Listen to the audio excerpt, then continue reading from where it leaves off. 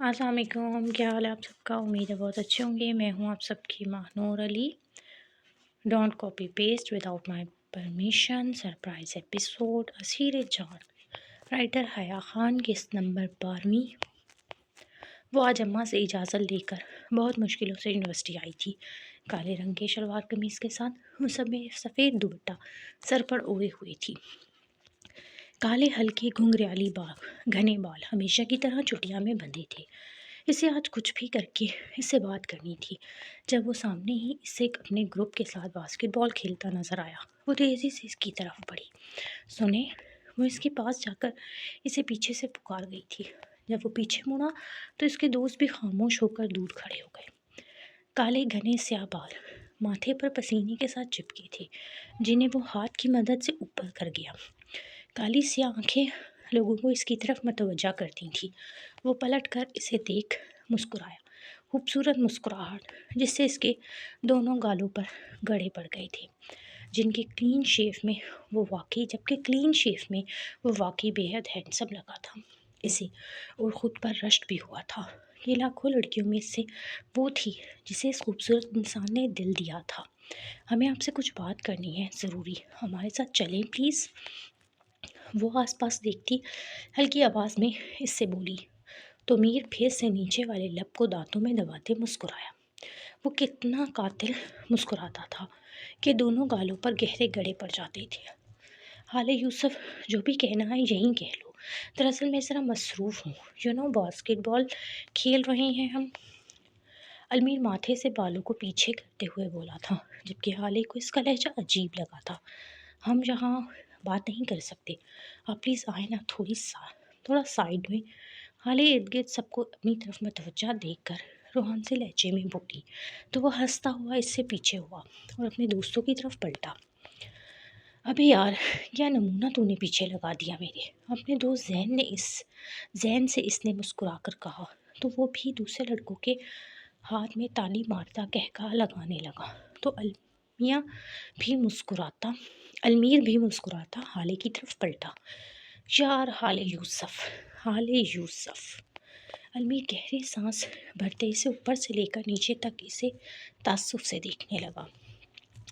سانولی رنگت میں بڑی آنکھیں، جن کی گھنی پلکیں آنکھوں پر بچھی تھیں، چھوٹی سی ناک اور اس کے ساتھ چھوٹے سے ہی لب، قد میں وہ اس کے سینے تک آتی تھی۔ مناسب سا فگر، وہ بالکل عام سی لڑکی تھی، اس میں کچھ بھی تو خاص نہیں تھا، جبکہ بال دوپٹے کے پیچھے ہمیشہ کی طرح چھپے ہوئے تھے۔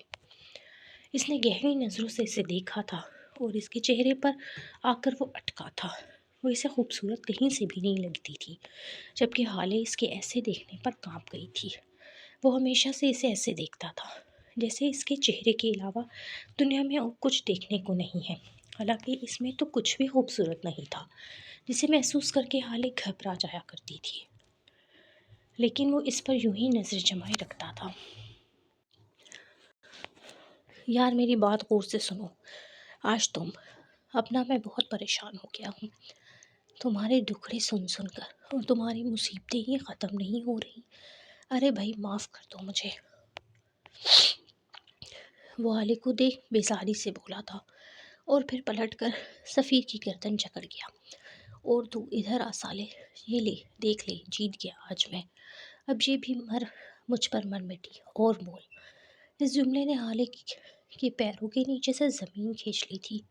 وہ آنکھیں پھاڑے ساکت سی کھڑی رہ گئی تھی، جبکہ آس پاس اب تماشا سا لگنے لگا تھا۔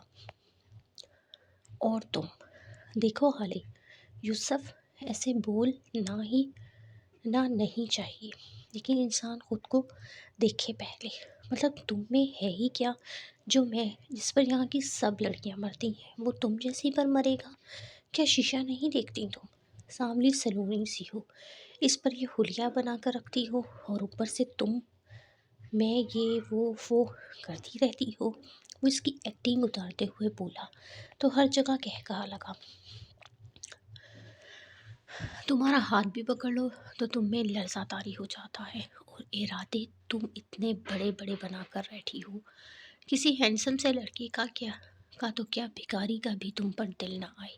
اس نے ہنستے ہوئے اسے کہا تھا، جبکہ آس پاس کے لڑکے اور لڑکیاں بھی ہنسنے لگے تھے۔ جبکہ حالی کو ایسا لگا جیسے اس کا دل بند ہو جائے گا۔ اس کی موٹی موٹی آنکھوں میں آنسو آ گئے تھے، اتنی تذلیل پر۔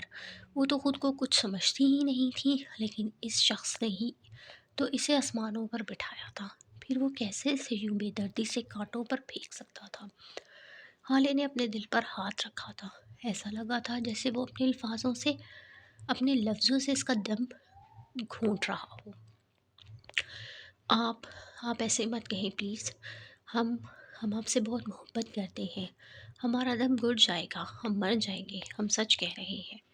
گہرے سانس بھرتے وہ بولی تھی، دل کر رہا تھا چیخ چیخ کر روئے۔ کون نہیں تھا جو اسے یہ احساس نہیں دلاتا تھا کہ وہ سانولے رنگ رکھتی ہے؟ اس کی ماں تک تو اسے کالی کہہ کر پکارتی تھی۔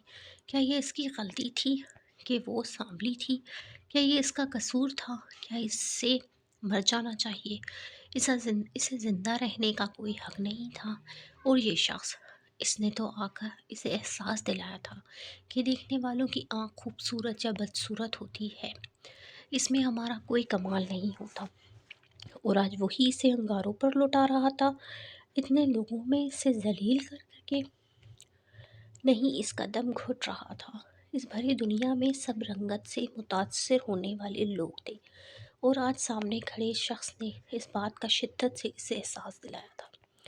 یار، تم مر جاؤ لیکن میرا پیچھا چھوڑ دو۔ تمہیں پتہ ہے 2-3 ہفتوں سے میں تمہارے رونے دھونے سن کر اکتا چکا ہوں۔ بھلا اتنی پریشانیاں کس کی زندگی میں ہوتی ہیں آخر؟ اور دیکھو، تم سے بات کر کر کے اب میرا سٹینڈرڈ لو ہوتا جا رہا ہے۔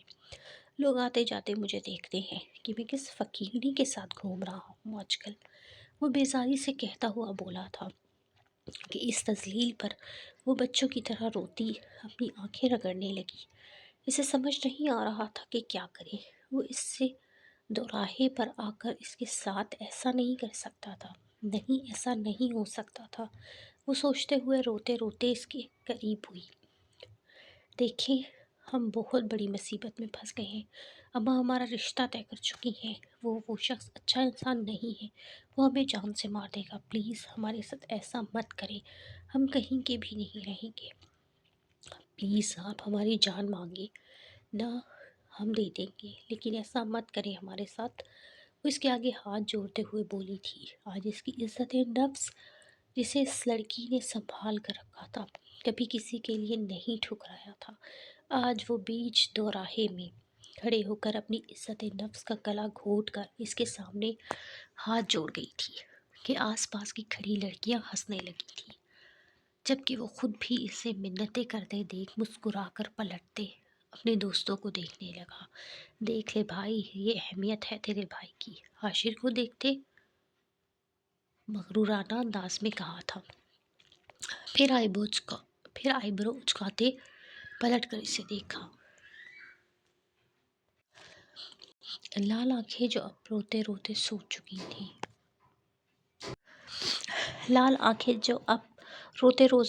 چکی تھیں، آنسو گالوں پر لڑکتے ایک کے بعد ایک سیدھ میں آ رہے تھے، اور ہونٹوں سے سسکیاں نکل رہی تھیں،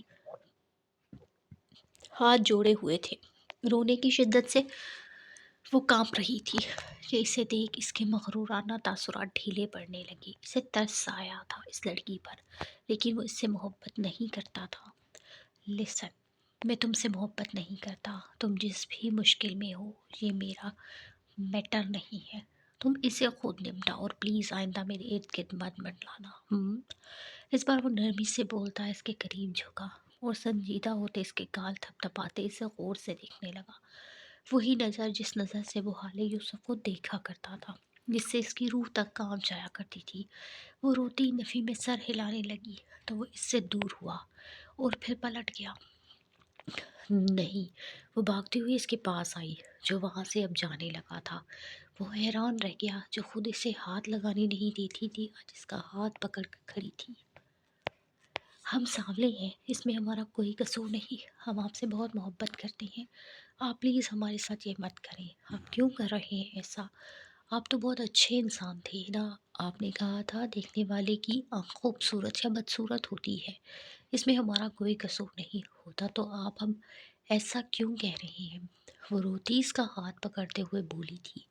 اس کا جسم کانپ رہا تھا، جبکہ اس نے اب نرمی سے اس سے اپنا ہاتھ چھڑایا تھا۔ وہ تو پلے بوائے تھا، لیکن یہ اچانک اس کا دل کیوں کانپا؟ مگر پھر وہ خود کو سنبھال گیا تھا۔ دیکھو، یہ سب لائنز تو میں نے سوشل میڈیا پر پڑھی تھی، اور یہ سب بکواس باتیں ہیں۔ ایسی باتیں تمہیں ہر دوسرا لڑکا بولتا ہوگا نظر آئے گا۔ اس کے لیے پلیز مجھے بھول کر ایک نئی لائف سٹائل سٹارٹ کرو، اور کسی اپنے جیسے کو ڈھونڈ کر اس سے شادی کر لو۔ وہ نرمی سے سنجیدہ لہجے میں اسے سمجھاتا ہوا بولا تھا۔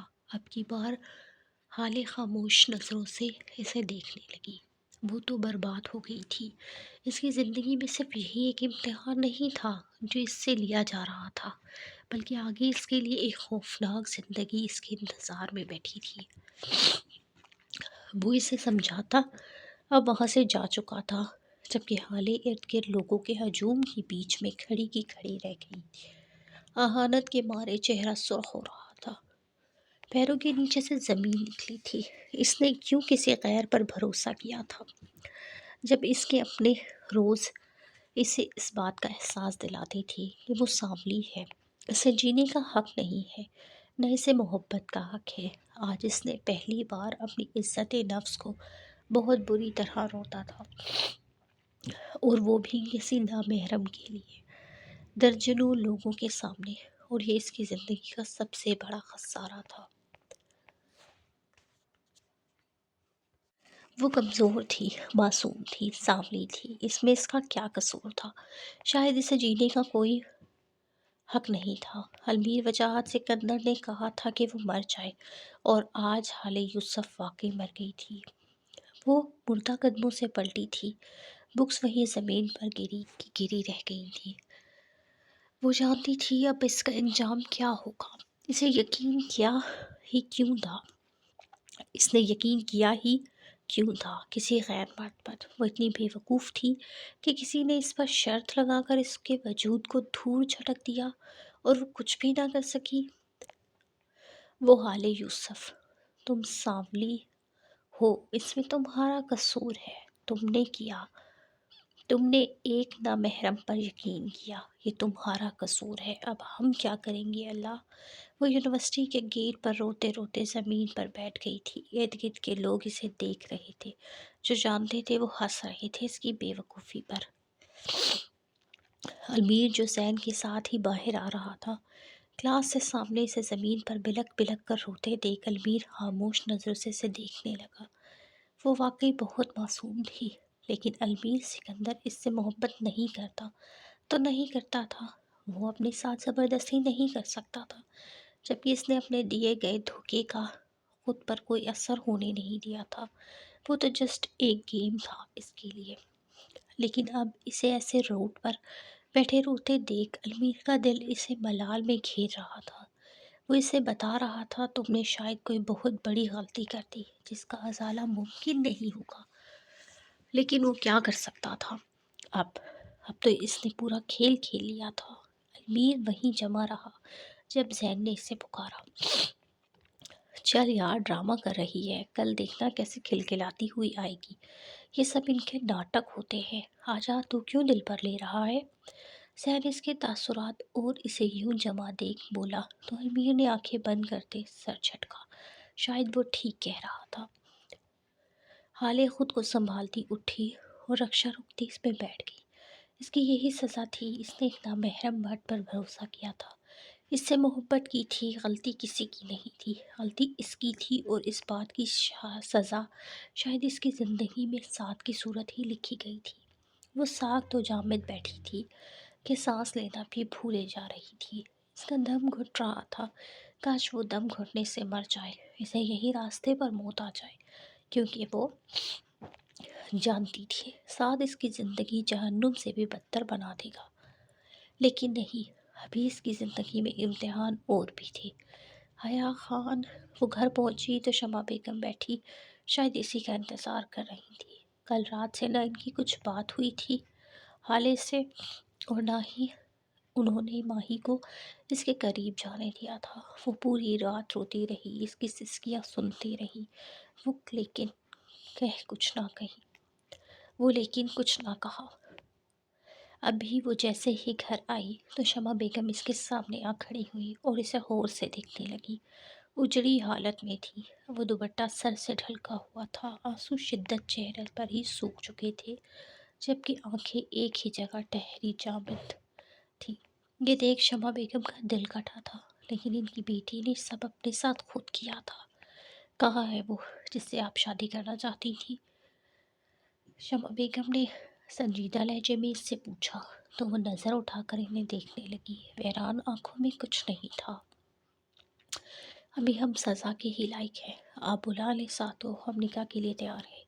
حالے نے کہا اور اپنے کمرے میں چلی گئی۔ پیچھے شمع بیگم کی آنکھ سے آنسو ٹوٹ کر گرا تھا اور پھر کچھ ہی لمحوں میں وہ حالے یوسف سے حالے سعد بن گئی تھی۔ اسے اپنے باپ کے الفاظ یاد آئے تھے جو وہ بچپن میں ان سے کہا کرتی تھی، بابا بابا کیا ہم کالے ہیں، ہم بدصورت ہیں؟ 4 سال کی بچی اپنے باپ سے معصومیت سے سوال کر رہی تھی۔ نہیں بیٹا، کس نے کہا؟ ہماری بیٹی تو بہت خوبصورت ہے، بہت خوبصورت۔ دیکھنے والے کی آنکھ کو یہ کمال حاصل ہونا چاہیے۔ اللہ کی بنائی ہوئی ہر چیز بہت حسین ہے بیٹا، یہ کالا گورا کچھ نہیں ہوتا، سب انسان اللہ کے لیے ہے اور اللہ کے لیے بہت پیارے ہیں۔ کبھی خود کو انسان کی آنکھ سے مت جانچنا، یہ سوچو تم اپنے رب کو ایسے ہی بہت خوبصورت لگتی ہو۔ بس ہمیشہ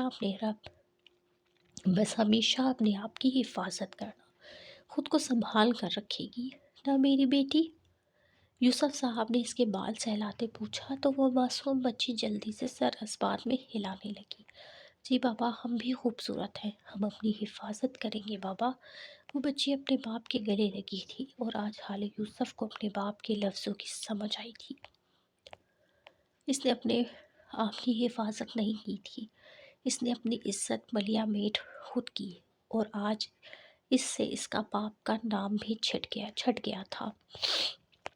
وہ اکیلی بیٹھے پھوٹ پھوٹ کر رونے لگی تھی اپنے کمرے میں۔ کبھی معاف نہیں کریں گے ہم امیر سکندر آپ کو، کبھی معاف نہیں کریں گے ہم آپ کو، کبھی معاف نہیں کریں گے۔ وہ خود کو نوچتی، تھپڑ مارتی، روتے روتے چیخ کر بولی تھی، آج حال یوسف واقعی مر گئی تھی۔ حیا خان حال آج آفس جلدی آف ہونا تھا کیونکہ یارم سلطان غوری کے گھر پر گرینڈ پارٹی تھی جس میں پورا اسٹاف انوائٹ تھا، اس لیے سب اپنے کام جلدی جلدی نمٹا کر جا رہے تھے۔ اچھا خاصا اسٹاف جا چکا تھا جبکہ یارم بھی سائٹ پر گیا ہوا تھا اور عائشہ اسی کے ساتھ تھی۔ آفس میں چند لوگ ہی رہ گئے تھے۔ زاویہ سے ہانم کا کوئی خاص ٹاکرا نہ ہوا تھا صبح سے اب تک۔ اس نے صبح سے اسے کافی کے لیے بلایا تھا جو وہ خاموشی سے اس کی ٹیبل پر رکھتے واپس آ گئی تھی، پھر کچھ فائلز ڈھونڈنے کے لیے بلایا تھا جنہیں ڈھونڈ کر ہانم نے خاموشی سے اس کی ٹیبل پر رکھ دی تھی۔ نہ زاویہ نے اسے کچھ کہا تھا نہ اس نے، جبکہ زاویہ کی نظریں اسی کے تاثرات پر ٹکی تھیں جب بھی وہ اس کے کیبن میں آ رہی تھی، لیکن اس نے نظر اٹھا کر اب تک نہ دیکھا تھا۔ زاویہ کو کچھ عجیب لگ رہا تھا، نہ چاہتے ہوئے بھی یہ لڑکی اسے گلٹ میں دھکیل رہی تھی۔ اسے غصہ آ رہا تھا اس پر بھی اور خود پر بھی۔ سب جانے لگے تو ہانم نے بھی اپنا سامان اٹھاتے جانے لگی کہ سامنے سے وارث آ گیا۔ کیسی ہے ہانم؟ آپ لگتا ہے آپ کی طبیعت خراب ہے، کچھ بجھی بجھی لگ رہی ہیں آپ صبح سے، وارث نے پریشان لہجے میں کہا تو ہانم زبردستی سا مسکرائی۔ میں ٹھیک ہوں وارث جی، بس کام کو تھوڑا سیریس لے رہی ہوں، اس لیے شاید لگ رہی ہوں گی آپ کو۔ وارث کو اس کا بجھا چہرہ اچھا نہیں لگ رہا تھا، وہ ہانم کو پسند کرنے لگا تھا۔ اس کے بولنے کا انداز، اس کی معصومیت، اس کی باتیں، اس کی ہنسی، اسے سب اچھا لگنے لگا تھا۔ اگر ایسی بات ہے تو پلیز آپ کام کو سیریس نہ لیں، آپ تو خود کو ہی بھول گئی ہیں، کام کے چکر میں کھلکھلاتی پیاری لگتی ہیں آپ۔ وارث نے آخری لفظ مسکراتے ہوئے کہے تو ہانم بھی مسکرائی گہری مسکراہٹ۔ مجھے پتا ہے پیاری تو میں ہوں ہی، میری امی بھی کہا کرتی تھی تم بولتی ہوئی بہت اچھی لگتی ہو اور مسکراتی ہوئی بھی، بلکہ سب کہتے ہیں۔ ہانم چہچہاتے ہوئے بولی تھی کہ وارث بھی اسے ٹون میں آتے دیکھ مسکرایا۔ جی بالکل ٹھیک کہا کرتی تھی آپ کی امی، آپ واقعی بہت پیاری ہیں اور آپ کی باتیں آپ سے بھی زیادہ پیاری ہیں۔ وارث نے صدقے دل سے اس کی تعریف کی تو وہ بھی ہنسنے لگی۔ ارے بس، کیا میں اپنی تعریف خود کروں؟ اب بہت شکریہ آپ کا، خانم نے احسان ماننے والے انداز میں کہا تو اب کی بار وارث کا قہقہا لگا۔ ویسے آج تو آپ پر کافی برڈن آ گیا ہوگا، مس عائشہ بھی نہیں تھی؟ وارث نے اس سے بات بڑھاتے کہا جو اپنا سامان سمیٹ رہی تھی۔ جی مس عائشہ بہت اچھی ہیں، وہ ہوتی تھی تو مجھے اتنا کام کرنے کی ضرورت نہیں پڑتی تھی، لیکن اب وہ نہیں تھی تو اچھا خاصا رگڑا ہے۔ اس جلاد نے مجھے مفت کا واشنگ مشین پاؤڈر ہی سمجھ لیا تھا، دھوئے جا رہا تھا۔ حاتم نے غصے سے زاویار کے کیبن کے دروازے کی طرف دیکھتے ہوئے چبا چبا کر کہا، جبکہ آخری الفاظ وہ ہلکی آواز میں کہنا چاہتی تھی، لیکن اس کی یہ بڑبڑانے کی عادت بیچاری کیا کرتی، آواز تیز ہو ہی جاتی تھی۔ وارث کی باتیں سن کر اب باقاعدہ کھل کر ہنسنے لگا تھا۔ اگر زاویار سر نے کبھی آپ کی یہ بات سن لی تو آپ کو اچھا خاصا مسئلہ ہو سکتا ہے۔ وارث کے کہنے پر خانم نے ہنستے ہوئے سر جھٹکا۔ میں ڈرتی نہیں ہوں ان سے، اور کبھی کیا میری بلا سے ابھی سن لے، جلاد ہے تو ہے۔ خانم نے نیچے دیکھتے فائل سیٹ کرتے ہوئے کہا، جبکہ وارث بھی اس کے جھکے سر کو دیکھنے میں مصروف تھا۔ جب دونوں کو پیچھے سے زاویار کی آواز آئی وہ دونوں جھکے۔ وارث نے مڑ کر پیچھے دیکھا جہاں میرون شرٹ اور بلیک پینٹ میں زاویار ماتھے پر بر ڈالے اور ہاتھوں میں فائلز پکڑے کھڑا تھا، جبکہ خانم نے تو جھکا سر اٹھایا ہی نہیں تھا، آنکھیں بھی سختی سے میچ لی تھی۔ کیا مطلب ہے؟ وہ کیوں شیطان کی طرح ہر جگہ اچانک آ جایا کرتا تھا؟ کیا ضروری تھا کہ جب بھی وہ اس کی بات کرے تب وہ آ کر اس کے پیچھے کھڑا ہو جائے اور سب سن لے؟ خانم نے دل میں اللہ سے شکوہ کیا تھا، مسٹر وارث آپ کی ٹائمنگز آف ہو گئی ہیں، یو کین گو ناؤ۔ زاویار نے بھاری آواز میں وارث سے کہا جو پریشانی سے اسے دیکھ رہا تھا۔ مگر سر، وارث نے کچھ کہنا چاہا۔ ناؤ، زاویار نے تیز آواز میں کہا تو وارث چپ چاپ باہر کی طرف نکل گیا، جبکہ خانم تو ابھی تک سر جھکائے فائلز ٹھیک کر رہی تھی۔ اور آپ مس خانم آفندی، زاویار نے اسے پکارا تو وہ بھی سیدھی کھڑی ہوتے زاویار کو سنجیدہ نظروں سے دیکھنے لگی۔ زاویار نے اس کی آنکھوں میں دیکھا تھا جہاں اس کا ڈر کہیں نہیں تھا، وہ واقعی اس سے نہیں ڈرتی تھی۔ یہ دیکھ زاویار نے دانت سختی سے بھینچے تھے۔ لگتا ہے آپ کے پاس کافی فضول ٹائم ہے جو آپ اس طرح سے باقی اسٹاف کو پکڑ کر باتیں کرتی ہے، زاویار نے سخت لہجے میں کہا۔ میں اس سے کہا تو اب کی بار خانم نے نظر اٹھا کر اسے دیکھا۔ میں کوئی اسٹاف کے ساتھ بیٹھ کر گپے نہیں ہانکتی، آفس ٹائمنگ آف ہو چکی ہے، شاید آپ بھول چکے ہیں، اس لیے اس کے بعد میں کچھ بھی کروں آپ کو جواب دہ نہیں ہوں۔ خانم نے تو بدو اسے جواب دیا اور پلٹ گئی، جبکہ زاویار کو آگ لگا گئی تھی۔ واٹ ہانکنا اینڈ آل، وہ غصے سے کھررایا تو خانم اس کا غصہ دیکھ پلٹتی ایک قدم پیچھے ہوئی۔ تمیز نام کی چیز نہیں ہے تمہارے اندر، زاویار نے غصے سے کہا تھا کہ خانم اس کا ایک ہی رونا سن سن کر تپ کر بولی، تو ایسا کریں آپ مجھے گود لے لیں، ساری تمیز سیکھ لوں گی۔ خانم نے بھی آنکھیں نکالتے اسے غصے کا جواب غصے سے دیا۔ ڈاٹ، تمیز سے بات کرو مجھ سے، میرے آفس میں کھڑی ہو تو اس طرح اگر بدتمیزی کی تو بہت برا ہوگا تمہارے ساتھ۔ زاویار نے انگلی اٹھاتے اس سے کہا تھا، میں آپ کی پرائیویٹ غلام نہیں ہوں جو آپ ہر وقت مجھ پر روب جمائیں گے۔ میں نے کہا نا آفس ٹائمنگ ختم ہو چکی ہے، اب آپ کا یہ رونا گانا میں نہیں سنوں گی۔ یہ آپ کا گھر نہیں ہے جہاں آپ چلتے پھرتے سب کو ذلیل کرنے لگے گے اور سب خاموش ہو کر سن لیں گے۔ میں خانم ہوں، سامنے والے کو کچے چنے بھی چبوا دوں گی، سمجھے آپ؟ خانم نے اپنی تیز زبان کا وار کیا تھا۔ کل سے وہ خاموش تھی، لیکن اس سے زیادہ وہ شاید نہیں رہ سکتی تھی۔ اسے ویسے ہی یہ شخص کل سے زہر سے بھی زیادہ برا لگ رہا تھا۔ زاویار غصے سے اس کا بازو پکڑتے اسے گھسیٹتا ہوا یارم کے کیبن میں لے کر گیا تھا جہاں کوئی نہیں تھا۔ یہ لڑکی اس کے دماغ کے سارے بٹن دبا چکی تھی، اب اسے کوئی نہیں بچا سکتا تھا، جبکہ اس کے کنٹرول کرنے والا شخص بھی یہاں موجود نہیں تھا۔ خانم نے اوپر چہرہ کرتے آسمان کی طرف شکوہ کی نظروں سے دیکھا۔ حیا خان اس کے ساتھ ہی اجازت چاہوں گی، دعاؤں میں یاد رکھیے گا مانور علی کو۔ اللہ حافظ۔